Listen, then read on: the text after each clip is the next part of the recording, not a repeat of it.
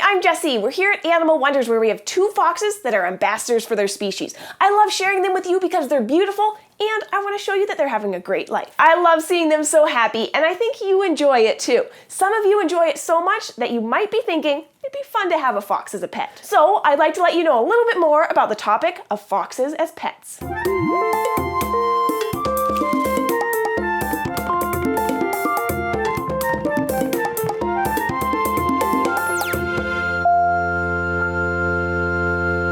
There are several foxes that people have had as pets, including fennec foxes, red foxes, and Arctic foxes. To be honest, this topic makes me a little uncomfortable because I have experience with all three of these species and I would never consider any of them to be easy to care for. Fennec foxes are adorable with their huge ears. They look like a caricature of a chihuahua and they act like a ferret, kitten, chinchilla ball of fury. The kits will often run around turbo speed with no regard for bladder control. They're nervous, spook easily, and quick to bite. Red foxes are also high energy, but not quite as ballistic. They're cunning and will quickly exploit any weakness in the system. As kits, they are extremely possessive of food. As they grow older, they mistrust new people and have trouble adjusting to new situations. They can be flighty, they scent mark, and it smells like skunk. Arctic foxes are probably the most difficult to live and work with. The younger they are, the less likely they are to trust you, and it can take years to form a strong enough trust bond. Have I mentioned scent marking?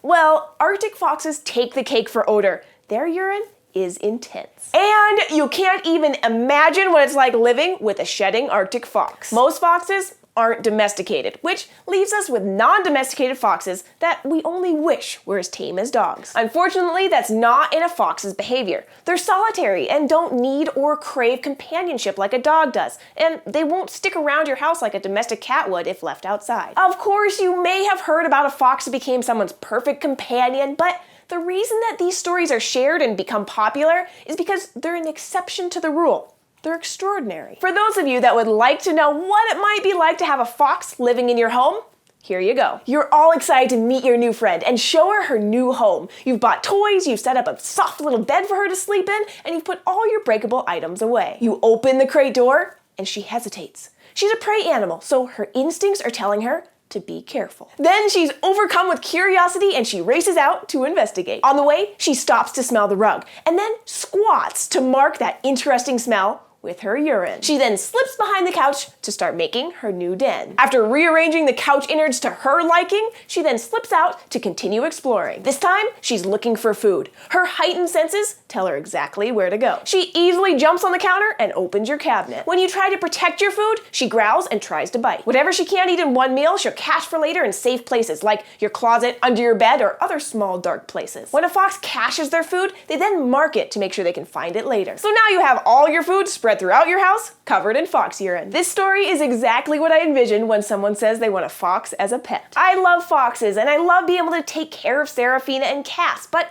I in no way romanticize our relationship. They're foxes and they come with all their fox instincts. They are not my companions or my pets. They're ambassadors for their species, and I do not think having a fox as a pet is something to take lightly. So if you're looking for an animal that looks similar to a fox but fulfills the role of a companion, I'd stick with the dog. And luckily, you have plenty of options for size, shape, and temperament that fit your lifestyle. Thanks for joining us today. If you have any questions or comments, you can leave them below. If you'd like to go on an adventure with us every week, you can subscribe to our YouTube channel, Animal Wonders Montana. And if you want to see pretty pictures of animals throughout the week, we're also on Instagram.